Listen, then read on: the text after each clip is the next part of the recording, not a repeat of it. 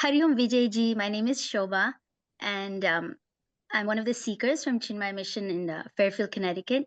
And thank you for taking the time out to speak to us and give us some words of wisdom from your journey. And Uncle is the resident Acharya from the Chinmaya Mission in London, Canada. If there's anything you'd like to share about your personal journey from Sanatana Dharma, when it started, and anything you'd like to say. Yeah, our scripture says our mother is first guru, father is also first guru or second guru. So all this start from home first. So my grandmother would not let me eat unless I take a bath and do a small puja. So even I had no interest in nothing, but she would say that you should read some Ramcharitmanas because I came from Kanpur, where Hindi was more popular at that time, still.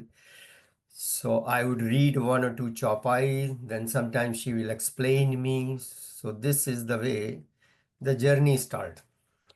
And then slowly, as I grew, then I wanted the meaning of it. Exactly, we start in the Bal Vihar. First, we tell them to chant. So, like this year, we are chanting chapter 5. So grade 1 or 2, we don't have to explain them the meaning, but they are very good in chanting. But same when they go in grade in 4 and 5, then they want to know little bit meaning. And when they go in grade in 9 and 10, and then our Balvihar teachers teach them Gita for me, then they understand the concept and then rest of the life to understand what was into the heart of Bhagavan Krishna. So this journey started right from the childhood when I was 6, 7 year old. And Uncle, what people have ups and downs in their lives. So, what made you pursue and continue your journey through the years?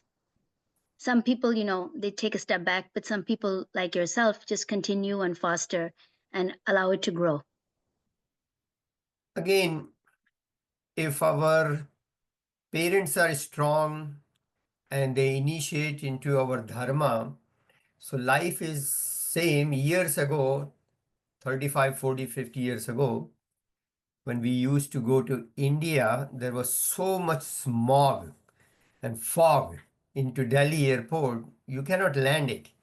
But do you think the plane will not land? It will make a circle and land at the proper time. Also, our teachers tell them never shut off the pilot light. The thing is, we should do continuously, constantly some kind of sadhana. But suppose sometime we get diverted here, we have a flight, we get sick. All right, so you take a back seat 1 or 2, 3 days or whatever, but never abandon your goal and sadhana in life. Because once you take your mind out, then sometime I've seen people, they don't come to the main highway for 10, 20, 30 years. So it's very important to keep practicing some kind of sadhana in a daily basis. So, Uncle, I feel what I'm hearing is you're always gonna land, no matter what, if we have that within us. Yeah. And again, the Bhagwan is very compassionate. He's Dayavan Kripavan. So when we have a longing, he always makes the situation. I've seen within me, and I've seen not one or two, dozens of people whom I associate. Uh, Bhagwan help them to create a situation outside also and inside. It's just like a Mirabai. Mirabai wrote a letter to Tulsidas ji. My situation in the family matter is not very conducive to bring Bhagwan Krishna in my heart. And he replied, you keep on. And within a year or two, I mean, she became a sadhvi. She took the veena and went sannyasini, roam around. So the thing is, yes, many people have come, and I know when there is a faith and there is a shraddha, and you keep pursuing, the God creates the situation for all of us. Thank you, Uncle. Uncle, can I ask you? You spoke about Shraddha and faith. That Hmm. that's a segue to my next question. And I understand you teach many chicks, and you also teach vanaprastas. Would you Hmm. be able to share how, for each group of people, how to continue to have a positive mindset with all the obstacles we have in our lives? Because I think each group has a different set of obstacles, possibly, Hmm. and maybe some common. Gurudev created a formula which is world famous BMI chart. And whenever any question came, he took his stick and he will point. The God has given us BMI, body, mind, and intellect. So you have to use that in the full capacity, in a proper capacity. Now you go to a doctor and you ask what are the three things important. The doctor will say, you take care of your heart, you take care of your kidney, you take care of your liver or whatever, three organs, and they function, then you are healthy. But you go to a Swami or sannyasi or teacher, he would say greater than those three are body and mind and intellect. If you take care of this, then you take care of everything. And about 30 years ago in Buffalo, a Chinmaya Mission Swami has come and he spoke about an hour about this sadhana, and I practically took it. So there are two programs in the TV, as you know. One is called 2020, other is called 60 Minutes. It's still popular. That time was very popular. So he said, 2020, you spend 20 minutes for the body, 20 minutes for the mind, 20 minutes for the intellect. So what do? 20 minutes, some kind of exercise. I'm talking about the chicks now. Do some minimum 20 minutes, whether you run or jog or treadmill, whatever, 20 minutes. Our mind is like a open garbage pail. So anybody can throw anything because you cannot close the mind. All the politics in your office, all the politics on the street, and you go anywhere. So people are giving all this information. And the information you can't use it. Actually, it's a garbage. But we have to keep it because there is no lid. So you have to clean it every day. So 20 minutes, either contemplation or meditation, and if not, just sit. By sitting, all the garbage goes out. 20 minutes. Then intellect is the greatest faculty given to us by the God. So 20 minutes food for the intellect is scripture reading. You pick up any kind of book, Bhaj Govindam, self-unfoldment, Sadhana Panchakam, anything. So it reinforces this thing. So this 60 minutes exercise 20-20-20 is for a 20-year-old chick. When he becomes 21, increase it to 21 minutes, 21-21. When you are 22, 22, 22, 22. When you are 23, then how much? All right, same formula goes rest of your life. Yeah. Once you practice it, you cannot say I'm busy. Puj Swami Tejavananda says, if you cannot bring half an hour in your life, you're not a good planner. No matter how busy you are, you can take 2 minutes from your work, 2 minutes from your children, 2 minutes from, gossiping, 2 minutes from your sleep, 2 minutes, 2 minutes, 15 items, you got 30 minutes. So same thing, if you cannot do 60 minutes, do 15 minutes, whatever. But the idea is you have to find your own formula. And I always tell the chicks, you are a good planner, you should invest at least 1 hour in yourself. So 20 minutes, 20 minutes, 20 minutes. And like I said, and now you're coming to Vanaprastha. Vanaprastha is how old? 60. So now we come from this TV program from 2020 to 60 minutes. Vanaprasthi, he doesn't have that many obligatory duty like me and so many others. Then we should do 60 minutes walk. Go in a park, do something. 60-minute meditation and contemplation. Even if you go to the park, you can go for 2 hours. You sit and think about what is the purpose of life, who am I? You look at the people. So again, contemplation, meditation, introspection, same thing. And then 60 minutes of scripture reading. You take a book, whether it's Bhagavad Gita, 2 verses, 3 verses every day. Go deep, deep. Read it and keep reading. And then I am 73. And seriously, I'm telling you, I do 90 minutes exercise, whether I play tennis or do Monday to Friday, I go to a club and 90 minutes alone time. I don't talk, I shut off my phone, no worldly interaction. And scripture reading, 180 minutes. I hope I live like 180 years. 5, 6 hours of scripture reading. So again, chicks or Vanaprasthi, doesn't matter. You adjust your life, but yeah, take care of your body, take care of your mind, take care of your intellect. Old habits are hard to remove. Hmm. So we all know age has no limit for improving ourselves. Do you have a Hmm. minute of advice for people who are as they age who want to start on a journey and they just don't know where to start? Would it be the same advice? Somebody who's in their mid 60s doesn't even have the concept and says, I really want to start somewhere. Would we just start like a Yeah. child? You know? Yeah. The basic book, Bhaj Govindam, it's a basic and very, very deep and one of the highest book. There is a verse which fits everybody.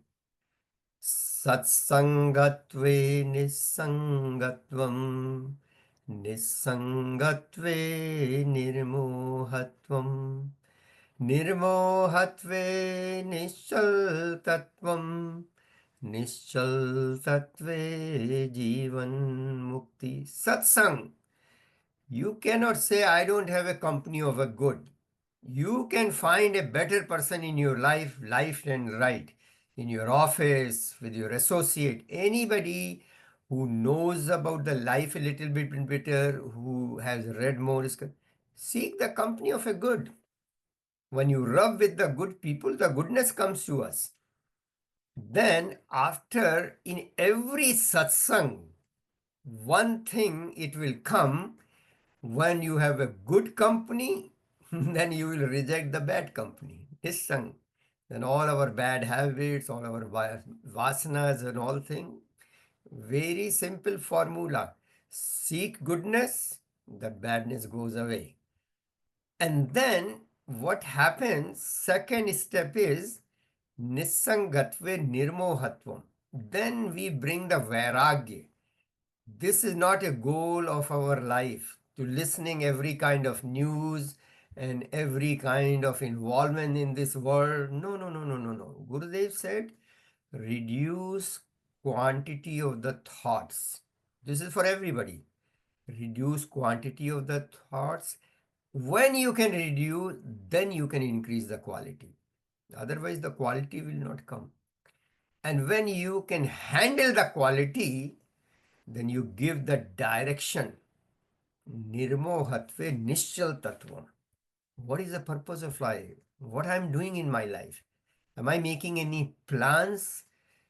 So I should not be reborn, because every Hindu knows this thing, that we were born before, and also we will come back. So is there any formula that we don't have to come back? And then, like Arjuna's question, Shok and Moh, I don't want to suffer. I don't want to be sad. So then, slowly, slowly, with the company of the good, transfer it to company of the Shastra.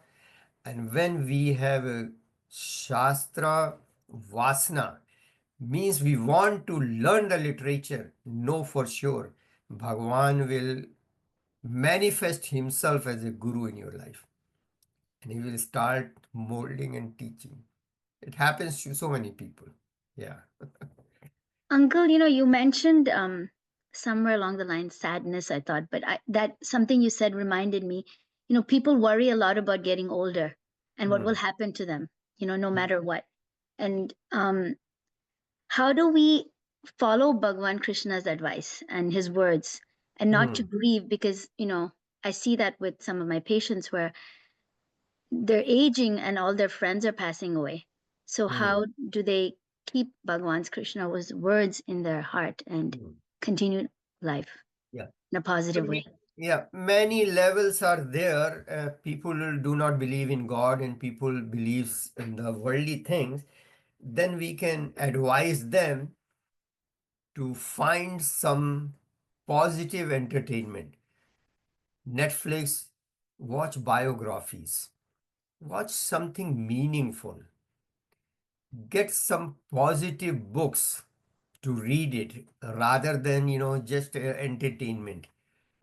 And also, we can tell them that whatever happens in our life, then somehow if they are little bit spiritual people, then we can tell the law of karma, then it doesn't matter.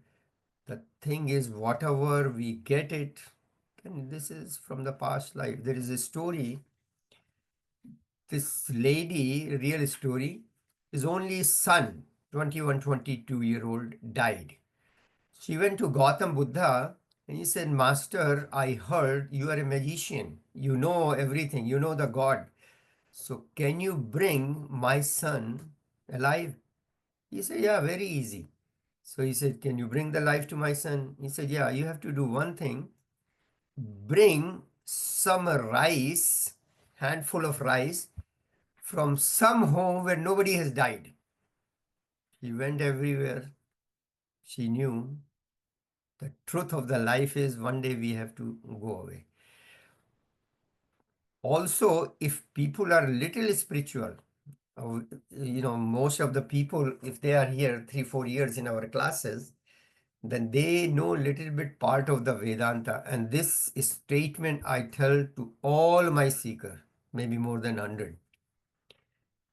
I tell them, why you are sad, why you feel dejected by the family, why you are, all these negative, this thing. One thing which you got, none of your family member has, none of your neighborhood had, the gem of Vedanta. There is no replacement. It's like a Kohinoor Hira. Because what you got, you do not appreciate. What you don't have, a little thing, then you are sad because stock market went there or this or that. Nothing, So again, keep reading. This positive enforcement does wonders in life. How do we instill in our youth using Vedanta on caring for the aged and the elderly? Because people are aging and they're living longer. And I see people are becoming more lonely. And I also Hmm. see some, young children who are growing up in this era with so much bombardment of stimulus from everywhere. Hmm. Their intention may be right, but they lose sight of caring for the elderly. So, can you Hmm. share some insights on that? Children are always worried about the parents, and most of them at our age who came 30, 40, 50 years, we left our parents. So we all go back and forth, and the life is so busy here. that sometimes we cannot look after the aging parents. So, what we have to do our obligatory duties. Shastra says, do your best, whatever you can do. You cannot deliver 100% or their demand or your wish. You cannot do it ourselves. So the thing is, but do your best. Do not neglect them. And regarding ourselves, worry about the age, that we should not. Because when you are young, then you have many obligations, so you should concentrate more into the obligatory duty, make a higher goal, serve, and what will happen end of the life, it will shape up automatically. I should not be worried what will happen after 30, 40 years.